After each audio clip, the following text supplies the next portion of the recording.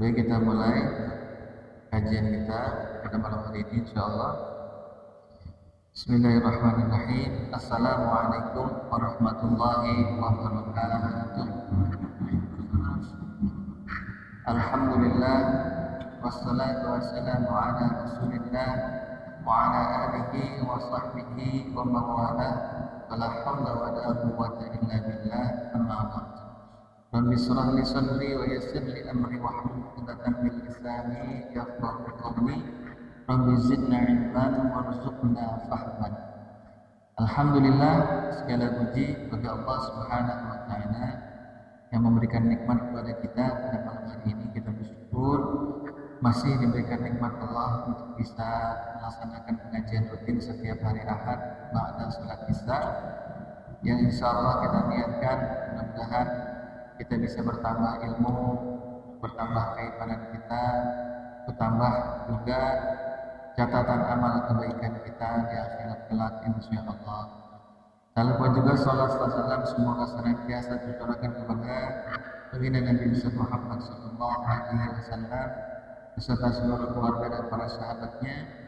Mudah-mudahan kita termasuk umat yang mendapatkan syafaat di hari kiamat kelak insyaallah. Amin. Seperti biasa, mari sama-sama kita membaca suratul Fatihah untuk keluarga kita almarhumah yang telah mendahului kita.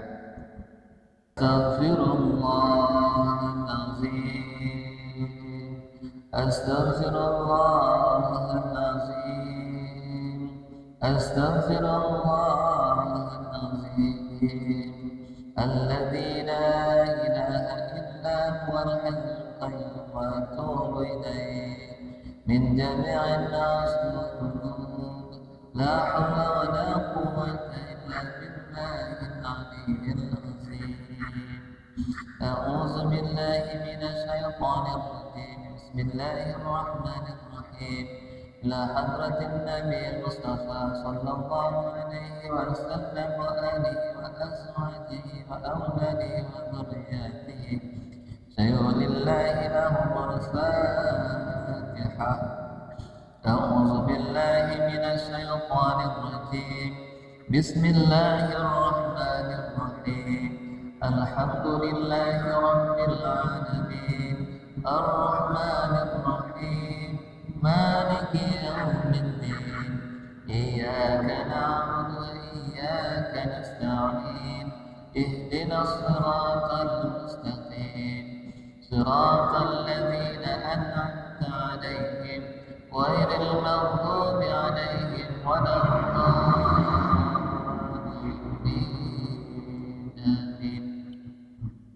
ثم إلى حضرة الخالق من الأنبياء والمرسلين والأولياء والشهداء والصالحين والصحابة والتابعين والعلماء العاملين والمصنفين المختصين والجامع الملائكة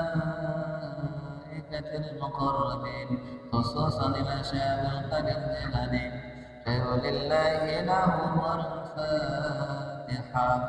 أعوذ بالله من الشيطان الرجيم. بسم الله الرحمن الرحيم. الحمد لله رب العالمين الرحمن الرحيم مالك يوم الدين إياك نعبد وإياك نستعين اهدنا الصراط المستقيم صراط الذين أنعمت عليهم غير المغضوب عليهم ولا الضالين. آمين. ثم إلى جميع القبور من المسلمين والمسلمات والمؤمنين والمؤمنات من مشارق الأرض إلى مغاربها برها وبحرها خصوصا إلى آبائنا وأمهاتنا وأجدادنا وجداتنا ومشايخنا ومشايخ مشايخنا وأساتذتنا وأساتذة أساتذتنا ولمن استمعنا هنا بسببه. شيء لله له الفاتحة. أعوذ بالله من الشيطان الرجيم. بسم الله الرحمن الرحيم. الحمد لله رب العالمين الرحمن الرحيم مالك يوم الدين إياك نعبد وإياك نستعين اهدنا الصراط المستقيم صراط الذين أنعمت عليهم غير المغضوب عليهم ولا الضالين آمين.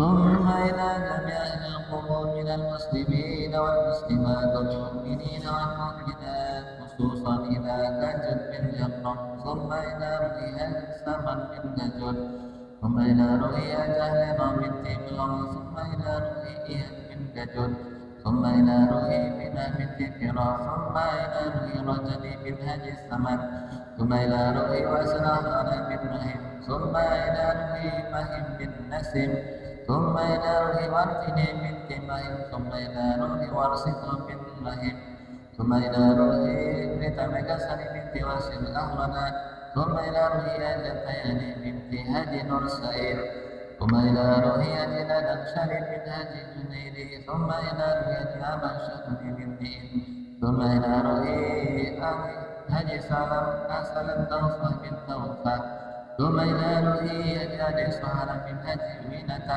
ثم إلى رؤية مصفوفة بنت كيد صالح بن ثم إلى رؤية الحبيب بن إياد ثم إلى رؤية دهلا بن إياد ثم إلى رؤية عبد القادر بن إياد ثم إلى رؤية أسيا بن أرنان ثم إلى رؤية مستوى بنت جميل لبس ثم إلى رؤية برهان بن هجي بهير ثم إلى رؤية صالح بنت مسن ثم إلى روحي مطيع بنت أمل ثم إلى روحي أوي بنت هجي السمن ثم إلى روحي أمد بنت أل اللهم اغفر لهم وارحمهم واعطهم واعف عنهم شيء لله لهم الفاتحة.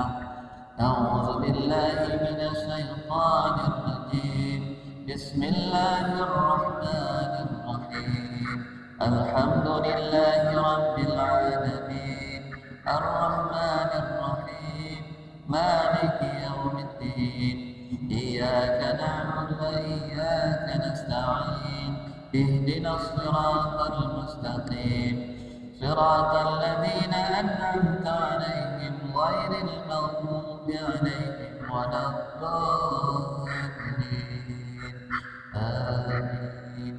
Terakhir surat Al-Fatihah seperti biasa kita doakan khususnya kepada saudara-saudara kita, sahabat-sahabat kita, keluarga kita yang sedang sakit. Mudah-mudahan pada malam hari ini doa kita dijabah oleh Allah, diangkat penyakitnya, disembuhkan seperti sedia kala, dan Allah lipat gandakan pahala kesabaran karena sakit yang dideritanya. Insya Allah disembuhkan dan bisa berkumpul kembali bersama kita. Amin ya rabbal alamin. Ana hadzina al-Fatihah. أعوذ بالله من الشيطان الرجيم بسم الله الرحمن الرحيم الحمد لله رب العالمين الرحمن الرحيم مالك يوم الدين إياك نعبد وإياك نستعين اهدنا الصراط المستقيم صراط الذين أنعمت عليهم غير المغضوب عليهم ولا الضالين آمين. Alhamdulillah.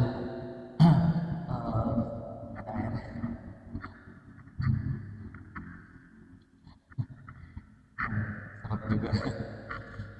Alhamdulillahirobbilalamin. Mudah-mudahan sekali lagi apa yang kita niatkan, kita panjatkan doa kepada Allah, dikabulkan oleh Allah Subhanahu wa taala. Malam hari ini insyaallah kita akan melanjutkan kajian kita masih di bab tentang cinta dan benci karena Allah dalam perkara-perkara yang berkaitan dengan hal-hal yang disunahkan oleh Rasulullah Sallallahu Alaihi Wasallam kepada orang-orang yang saling mencintai karena Allah. Gunanya untuk menumbuhkan rasa cinta itu sedalam-dalamnya. Bagaimana cinta itu nanti akan membuahkan hasil. Hasilnya itu akan dirasakan oleh sesama kaum muslimin. Karena seorang muslim itu adalah cerminan bagi muslim yang lain. Nah, bagaimana penjelasannya? Kita lanjutkan halaman 67 ya. Silakan dibuka di situ. Al-Bukhari telah mengeluarkan hadis dari Aisyah radhiyallahu anha. Beliau berkata, "Lam aqil abawayya illa wa huma yudina min din." Aku tidak memahami kedua orang tuaku kecuali keduanya telah memeluk agama ini. Walam yamurru alaina yaumun illa yatina fihi Rasulullah sallallahu alaihi wasallam tarafan nahar bukratan wa asiyah. Tidak ada satu hari pun yang berlalu pada kami kecuali di hari itu dikunjungi Rasulullah sallallahu alaihi wasallam pada pagi hari dan sore hari. Ini hadis menceritakan tentang kebiasaan Rasulullah mengunjungi yang kita kenal dengan istilah ziarah. Ya, kita kenal istilah ziarah itu biasanya untuk ke kuburan ya. Padahal ziarah itu secara bahasa memang mengunjungi baik orang yang sudah meninggal di kuburan maupun orang yang masih hidup. Rasulullah karena memang saking cinta kepada kaum muslimin mencontohkan, mentauladani kepada kita untuk saling mengunjungi. Kalau nggak datang pagi, beliau pasti datang sore. Kalau nggak datang sore, beliau pasti datang paginya. Itu dirasakan ya oleh siapa yang meriwayatkan hadis itu. Ya, mengeluarkan hadis dari Aisyah radhiyallahu anha. Rasulullah telah menjelaskan bahwa seorang mukmin yang mencintai saudaranya itu sebagaimana dia mencintai dirinya sendiri. Dia akan mendapatkan pahala yang sangat besar di dunia dan di akhirat sesuai dengan kadar kemampuannya itu. Jadi dalam hal ini hadis ini justru malah memicu semangat agar apa? Kita berlomba-lomba untuk menunjukkan siapa cintanya yang paling besar. Gitu. Misalnya saya sama Randy, saya mencintai Randy karena Allah, maka saya berlomba-lomba menyenangkan orang yang kita cintai. Gitu. Saya datang bawa jeruk, dia tahu Randy saya senangkannya durian, bawain durian, kan gitu. Berlomba-lomba di situ, wah bawain durian. Kita tahu namanya orang yang kita cintai itu, kita tahu karakternya. Makanya Rasulullah sering mengunjungi sahabatnya sehingga paham karakter para sahabatnya. Kalau nggak pernah ngunjungin, nggak tahu karakternya. Kita bawain mangga, nggak tahunya dia doyannya salad gitu misalnya. Nah orang yang saling mencintai karena Allah biasanya dia paham. Nah mungkin diantara kita pun sudah biasa nih. Kita kenal misalnya, abang saya kenal. Ya saudara saya semuanya nih gitu. Bapak Wahid misalnya kenal. Senangannya apa? Dia datang di situ. Berusaha untuk menyenangkan saudaranya itu. Ya ini adalah bagian yang disunahkan oleh Rasulullah Shallallahu Alaihi Wasallam. Dan orang yang paling besar menyenangkan saudaranya itu menunjukkan ekspresi cintanya, dialah yang paling tinggi nanti derajatnya di hadapan Allah Subhanahu wa taala. Pada hadis muttafaq alaih dari Anas dari Nabi Muhammad sallallahu alaihi wasallam dia bersabda, "La yu'minu ahadukum hatta yuhibba li akhihi ma yuhibbu li nafsihi." Nah, hadis ini masyhur sekali ya, sering disampaikan. Tidak beriman seorang di antara kalian sehingga dia mencintai saudaranya sebagaimana dia mencintai dirinya sendiri. Nah ini ada beberapa yang perlu menjadi penegasan. Pertama, diawali dengan la yu'minu, tidak beriman. Kalau tidak beriman artinya apa? Kafir kan? Tapi maknanya nggak begitu. Bukan berarti orang yang nggak saling mencintai langsung jatuh kafir, enggak. Tidak beriman di sini artinya menunjukkan tidak sempurnanya iman seseorang, gitu. Jadi dia beriman, tetap beriman, cuman imannya tidak sempurna karena tidak ditunjukkan, tidak dibuktikan. Dengan cara apa? Ya dengan cara dia mencintai saudaranya sebagaimana dia mencintai dirinya sendiri. Coba, maksudnya gimana? Kita sayang nggak sama diri kita? Rela nggak kalau misalnya telinga kita ada yang gunting? Rela nggak kalau misalnya ada jari kita ada yang motong? Kita nggak rela. Seperti itulah kita tidak rela jika ada saudara kita itu telinganya digunting. Seperti itu juga kita tidak rela kalau ada saudara kita yang kakinya diputus. Nah itu. Jadi dia seperti cerminan kita. Al-muslimu akhul muslim. Muslim itu adalah saudara muslim yang lain. Yang namanya cermin, ya ketika dia bergerak ke kanan, dia ke kanan bayangannya. Bergerak ke kiri ya ke. Artinya, kalau kita tidak mau disakiti oleh orang lain, jangan pernah kita menyakiti orang lain. Kalau kita tidak mau digunjingi, difitnah oleh orang lain, jangan pernah digunjingi dan menfitnah orang lain. Jadi apapun yang tidak diinginkan oleh kita, jangan pernah kita lakukan terhadap orang lain. Itu prinsip kesempurnaan iman seorang mukmin. Kalau dia mampu menjaga saudaranya dari tangan dan lisannya, maka itu sudah tanda dia seorang mukmin yang sebenarnya. Tapi kalau dia misalnya mudah sekali dengan tangan dan lisannya melukai saudaranya, maka tanda ya, imannya itu tidak sempurna. Nah, di situ kalimatnya la yu'minu ahadukum hatta. Nah, di sini ada kata hatta. Kata hatta di dalam hadis ya, maupun Al-Qur'an bisa berfungsi sebagai syarat. Jadi ada kalimat syarat, ada masyurut. Syaratnya ini supaya mendapatkan ini. Syaratnya ini yang menjadi masyurutnya gitu. Nah, syaratnya orang imannya sempurna, masyurutnya adalah, nah maksudnya itu maksudnya dia mesti mencintai saudaranya sebagaimana dia mencintai dirinya sendiri. Begitu. Jadi hatta itu di situ menunjukkan dia belum bisa mendapatkan ini sebelum dia melakukan ini. Nah, itu kira-kira. Mudah ya memahaminya. Jadi dia nggak akan bisa lulus ujian sebelum melewati proses ujian.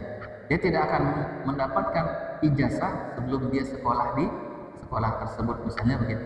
Syarat dan masyurut. Nah, ini kalimat di dalam bahasa hadis ataupun Al-Quran, kadang dia berfungsi untuk syarat. Kemudian di dalam hadis Abdullah bin Amr riwayat Muslimah yang kitab sahihnya, ada Ibnu Hibban juga di dalam kitab sahihnya, juga di dalam kitab yang lain, Al-Hakim dalam kitabnya Al-Mustadrak. Ini teman-teman kalau bisa ngapalin masing-masing nama-nama kitab ulama ya. Al-Hakim kitabnya Al-Mustadrak, Ibnu Hibban kitab sahihnya ya, Sahih Ibnu Hibban.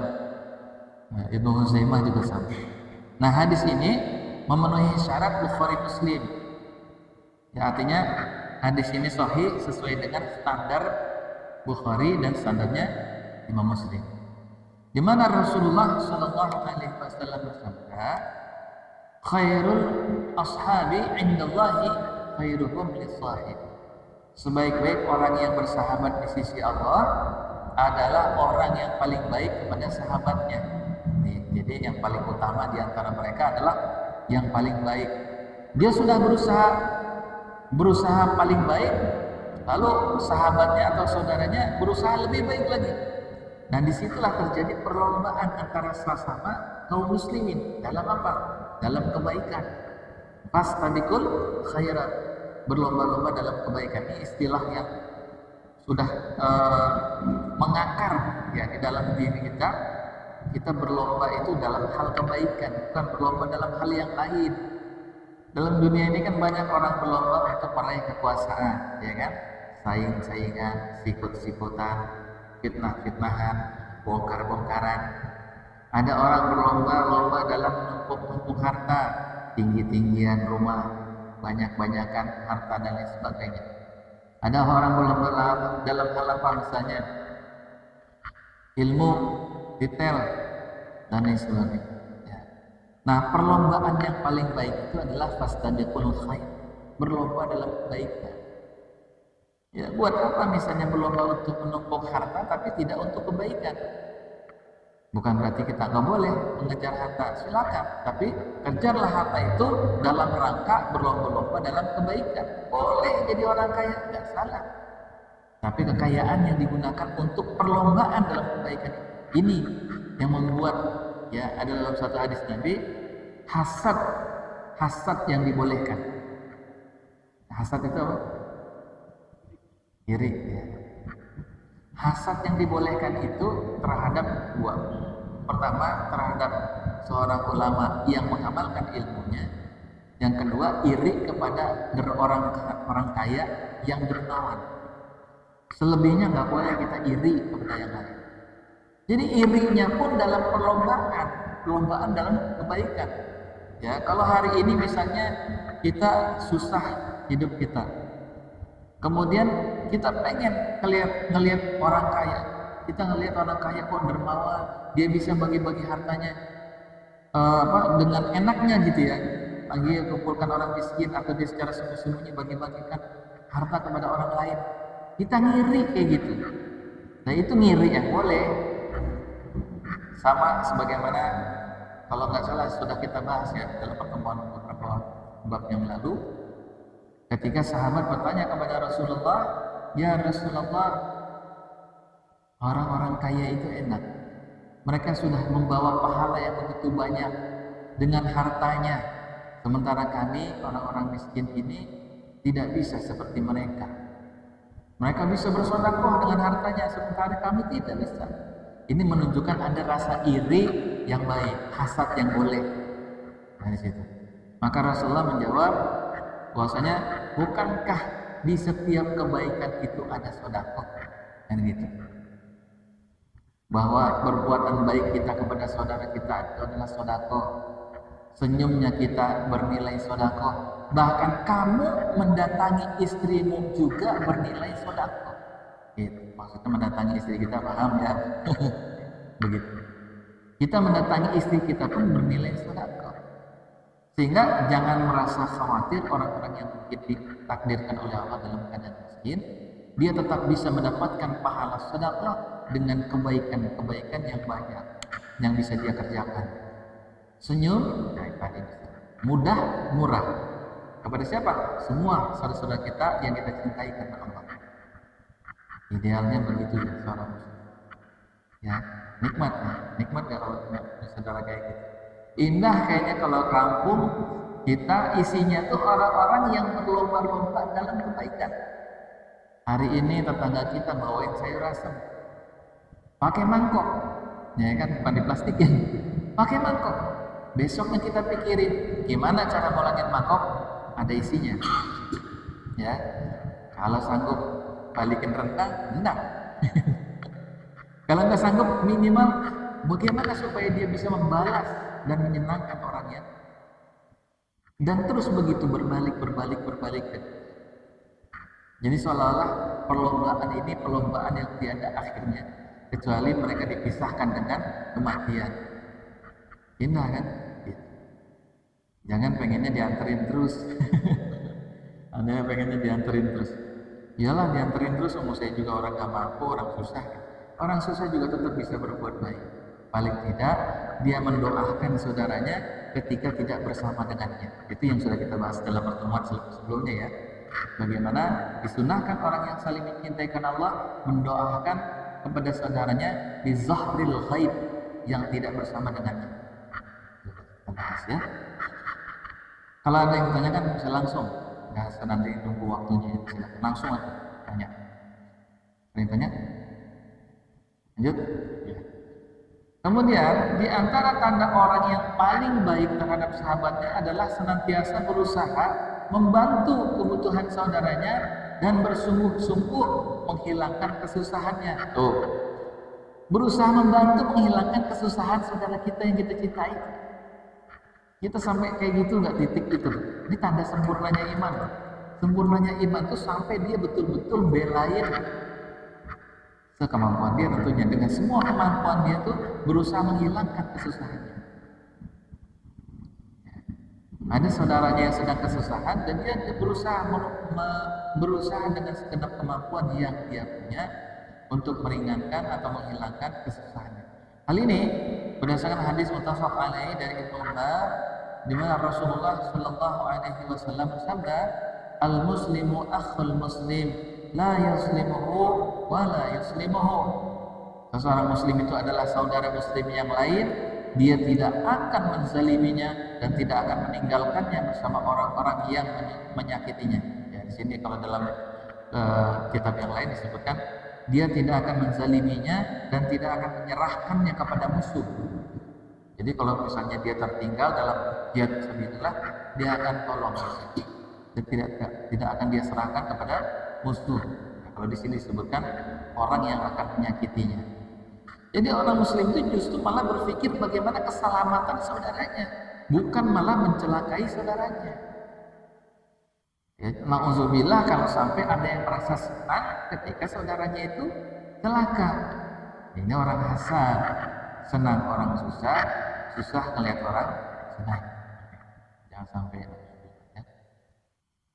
Dan kemudian ciri seorang muslim yang lain yang disebutkan di dalam hadis ini apa? Maka fi hajat akhihi kana Allah fihi hajat.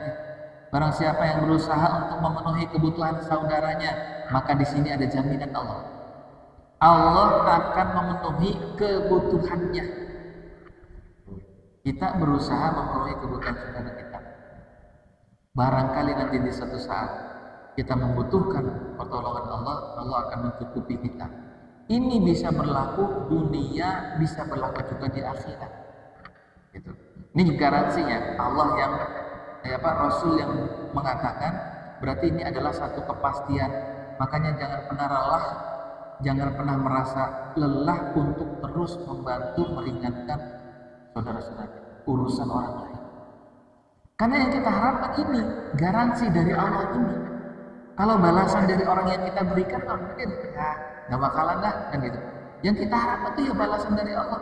Bagaimana caranya Allah memudahkan urusan-urusan kita, kehidupan kita, keluarga kita, dan lain sebagainya. Mungkin orang yang kita bantu tidak bisa membalas budi, tapi Allah sudah pasti memberikan jaminan itu.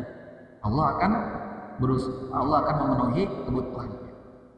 Ditambah lagi, wa man farraja an muslim, siapa orang yang berusaha menghilangkan dari seorang muslim itu kurbatan, kesusahannya, farrajallahu anhu biha kurbatan min kurbatin yaumal qiyamah. Ya, maka Allah akan menghilangkan salah satu kesusahan dari kesusahan di hari kiamat. Di hari kiamat banyak sekali kesusahan, banyak. Ya, yaumil hisab, pertanyaan, diberikan catatan amal. Kesusahan di situ banyak. Allah akan meringankan kesusahan demi kesusahan seiring kita meringankan atau menghilangkan kesusahan yang ada pada saudara kita. Hari ini saudara kita di Palestina, mereka sedang kesusahan. Maka bahu-membahu memberikan pertolongan, sumbangan apapun yang kita bisa berikan kepada mereka, itu juga bisa dinilai meringankan kesusahan orang. Atau yang dekat-dekat dengan kita, orang yang kita kenal, orang yang kita cintai karena Allah. Itu. Kita berusaha untuk menghilangkan kesusahan mereka. Jangan khawatir tidak dibalas dengan dia pun tidak masalah. Yang balas itu Allah. Apa? Dihilangkan kesusahan di hari kiamat, itu yang paling kita pengen. Kita pengen dapat syafaat. Kalau bergantung kepada amal kita yang sedikit mau masuk surga, kayaknya bukannya nanggung lagi, hampir mustahil gitu ya. Hampir mustahil. Maka bergantunglah kepada apa? Jaminan-jaminan Allah. Salah satunya jaminan Allah ini. Kita sebenarnya alhamdulillah jadi umatnya Nabi Muhammad SAW itu sebenarnya nikmat. Karena umurnya pendek, tapi Allah memberikan pahalanya dari satu amal. Kualitas pahalanya itu mengalahi orang yang umurnya bisa sampai ratusan tahun. Ya, nabi-nabi terdahulu, orang-orang terdahulu kan umurnya ratusan tahun, sampai 800, 900 tahun. Tapi amalnya ya biasa mereka harus beramal selama ratusan tahun itu. Dan istimewanya umat Nabi Muhammad dengan amalan yang sedikit, tapi pahalanya bisa melebihi orang yang umurnya ratusan tahun. Contohnya misalnya mendapatkan Lailatul Qadar, diganjar dengan pahala yang setara dengan 1000 bulan. Umurnya sedikit, nggak sampai 1000 bulan, tapi Allah berikan lipatan-lipatan pahalanya. Termasuk ini hadisnya, harusnya hadis ini tuh membuat kita itu happy, senang. Karena Allah memberikan, kalau ibarat mall, dia mengobral. Ya, mengobral. Allah menawarkan di sini kepada siapapun orang yang ingin diringankan urusannya nanti di hari kiamat, silakan. Tuh saudaramu, silakan. Tuh yang kamu cintai, silakan. Tuh kaum muslimin, silakan. Banyak di situ. Ambil peluang itu artinya. Ambil peluang itu untuk, jadi sebenarnya begini, ketika kita meringan urusan orang lain itu sebenarnya faktanya memang kita sedang nolong dia, tapi sedang menyelamatkan diri kita, gitu. Intinya gitu kan. Ini kan konteksnya begitu. Kita nolong orang lain, meringankan urusan orang lain, intinya sedang menolong diri kita nanti di hari kiamat. Yang itu sudah pasti akan dihadapi oleh setiap manusia. Ya. Kita udah nggak peduli lagi orang yang kita tolong itu balas budi sama kita, kan? Karena kita sedang hakikatnya sedang menolong diri kita itu. Yang di dalam neraka itu, nauzubillah, gambarannya sangat mengerikan. Silakan aja baca Al-Quran surah Ibrahim, surah yang ke-14 ayat 13, 14, 15. Baca tafsirnya. Insyaallah nanti kalau kesempatan kita kaji. Orang-orang penduduk neraka itu disediakan oleh Allah apa? Minuman dari nanah yang mendidih. Ketika nanah yang mendidih ini, kata Nabi, disodorkan kepada ahli neraka, penduduk neraka, belum diminum, baru sampai mendekati wajahnya, wajahnya sudah hangus terbakar dan rambutnya rontok satu-satu, terkelupas, belum diminum.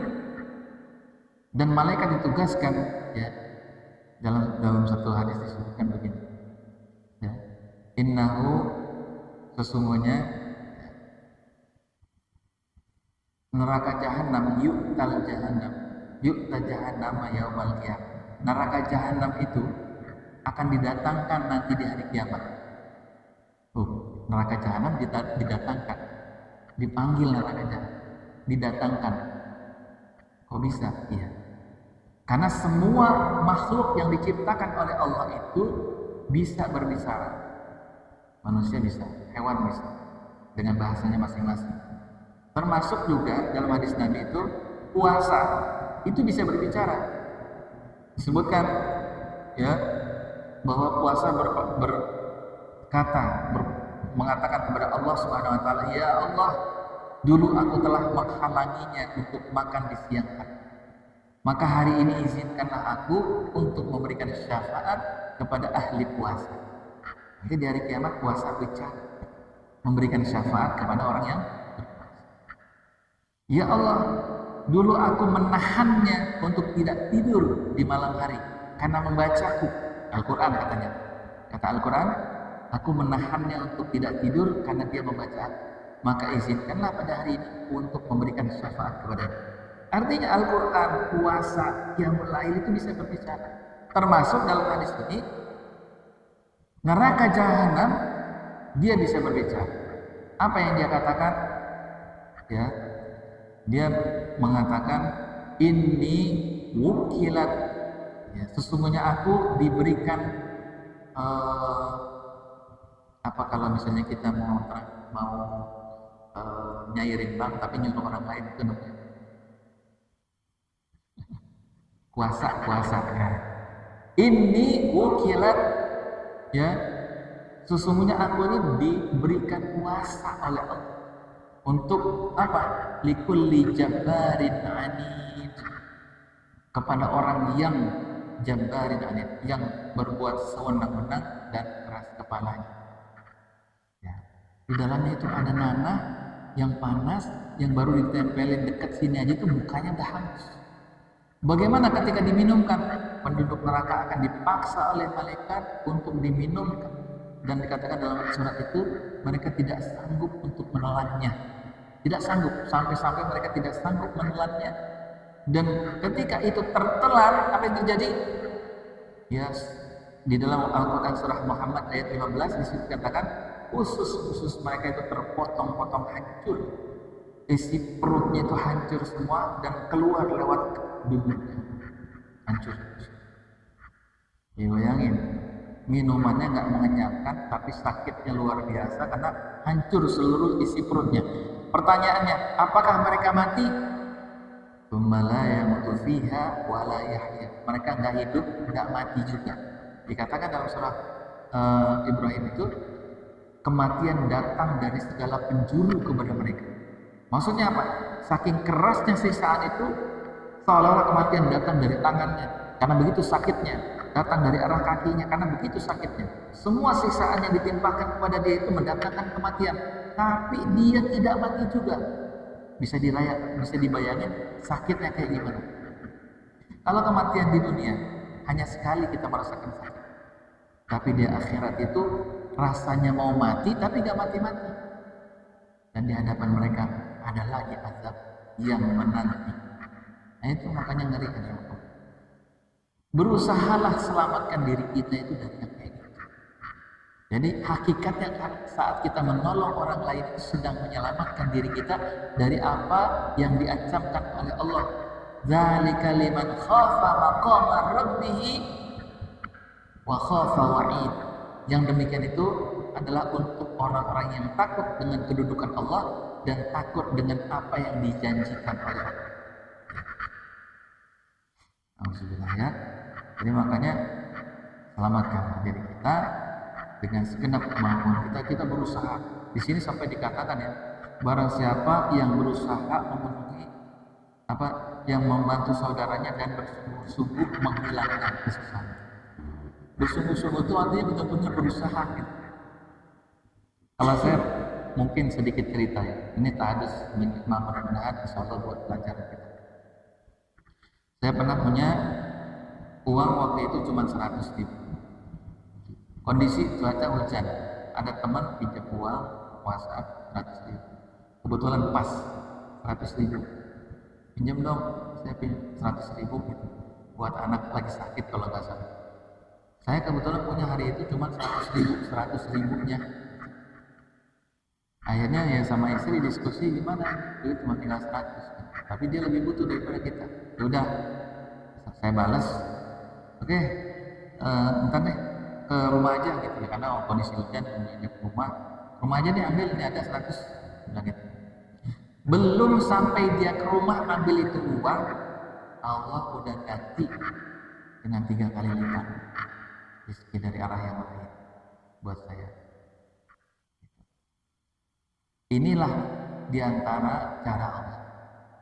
Siapa orang yang berusaha bersungguh-sungguh mudah-mudahan untuk menghilangkan kesusahan saudaranya, Allah akan mencukupi kebutuhan. Asalkan betul-betul kita tulus ikhlas ingin membantu saudara kita, yang kita harapkan hanya Allah membantu kesulitan-kesulitan kita itu. Dan itu kejadian bukan sekali, 2 kali, sering saya alami begitu. Karena itu kalau bisa itu menjadi konsep hidup kita, kata kunci dalam hidup kita. Kalau mau diringankan, dimudahkan urusan kita, mudahkanlah urusan orang lain. Ya. Saya juga pernah misalnya gitu, mertua saya tawarin, Pak mau nggak jualan ikan asin?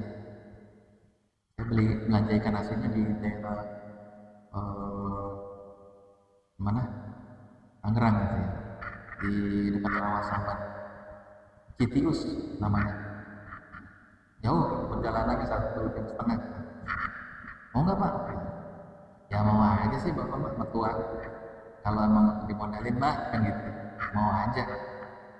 Waktu saya ngomong tuh belum punya modal, baru cuman mau menawarkan, memudahkan dia urusan mertua karena usahanya cuma ngasih duduk segala macam, pengen dapat penghasilan tambahan. Coba. Baru saya tawarin gitu, beliau bersedia mau jualan, kurang dari 24 jam.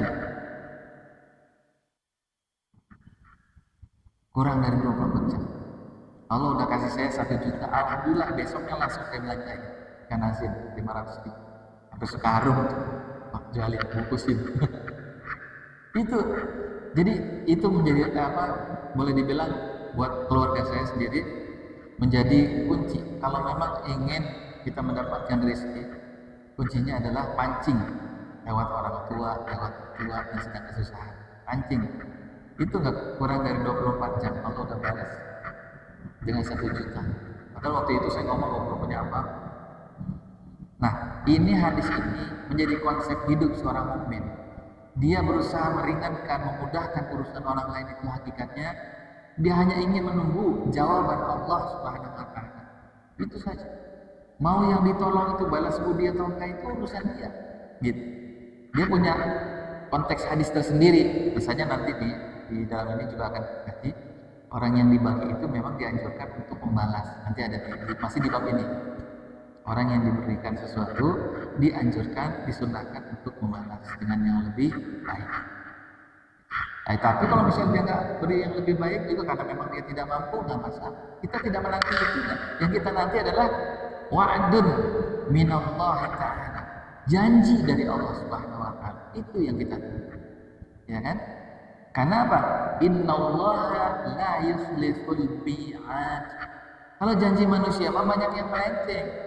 Tetapi innallaha, sesungguhnya Allah, la yukhliful mi'ad, enggak pernah melenceng dari janjinya.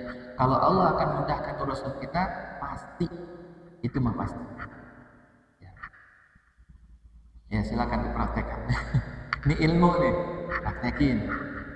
Enggak harus dengan yang besar. Minimal kita punya niat untuk memudahkan urusan kita. Itu udah ada jawaban besar. At-Tabrani telah mengeluarkan hadis melalui isnad yang hasan dengan perawi hadis yang terpercaya dari Zaid bin Sabit bahwasanya Rasulullah sallallahu alaihi wasallam bersabda, "La yazal Allah fi hajatil 'abdi ma dama fi hajati akhihi." Allah tidak akan berhenti memenuhi kebutuhan seorang hamba selama dia berusaha memenuhi kebutuhan saudaranya. Hablum minannasnya kita itu menguatkan hablum minallahnya kita.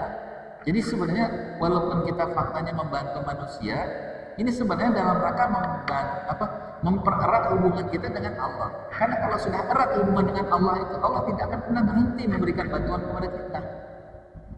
Maka kuatkan koneksi kita dengan Allah dengan cara membantu saudara kita yang muslim. Tolong gitu. Dengan segenap kemampuan kita yang bisa kita berikan.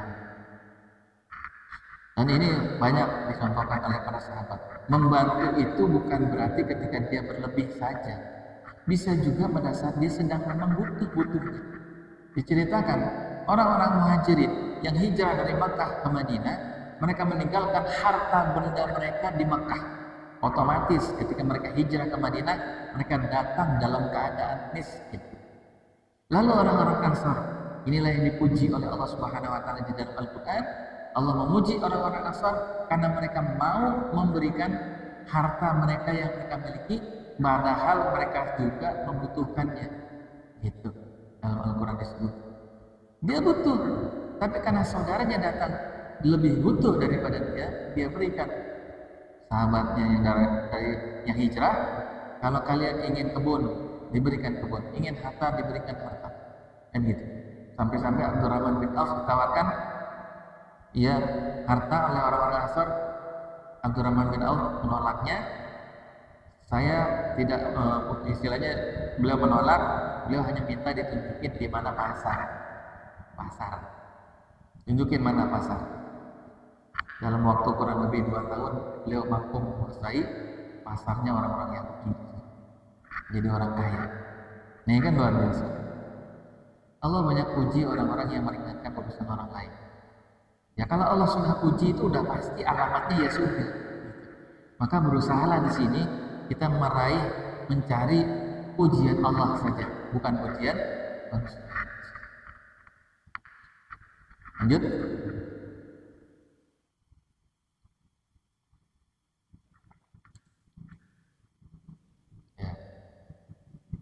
Disunahkan menemui orang yang dicintai dengan menampakkan perkara yang disukainya untuk menggembirakannya. Nah, ini satu lagi tambahan. Jadi disunahkan kita untuk melakukan sesuatu untuk menyenangkan orang lain. Ya, tadi jangan sampai kebalikannya, kita pengennya disenangin sama orang lain. Orang lain itu nyenengin kita. Jangan, ini justru tanda sempurnanya iman itu justru orang lebih senang. Bukan orang nyenengin dia, tapi dia lebih senang itu membuat orang lain itu senang.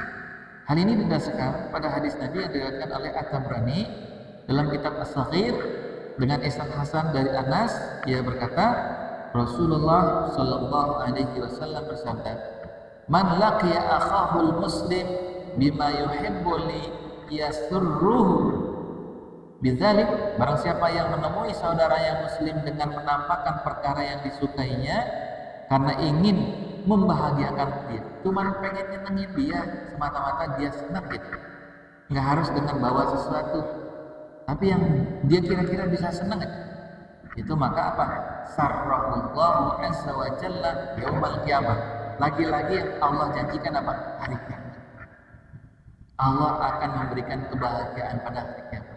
Tidak ada kebahagiaan pada hari kiamat selain dimasukkan ke dalam surga dan berjumpa dengan Allah Subhanahu wa ta'ala. Bukannya itu yang memang didambakan oleh setiap orang yang beriman kepada Allah dan hari akhir.